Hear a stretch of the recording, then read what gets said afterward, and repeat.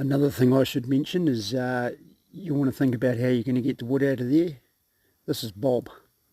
Bob didn't think of that, and Bob had to carry it all up the hill. But anyway, Bob likes that, keeps him fit. So yeah, it's a lot harder than it looks. Here I go. It's solid ironbark too, so it's not like it's balsa wood. That's me hiding that I'm having a break.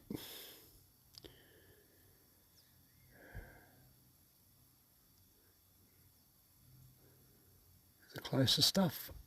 It's a cracker of a day, and it's always good to keep physically fit. I like to.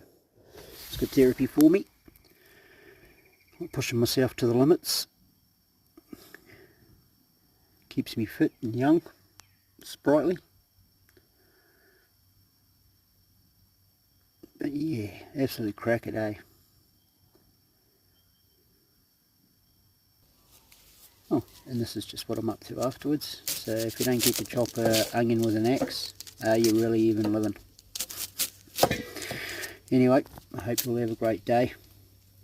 That'll be me over and out. Take it easy, stay beautiful, and always be kind.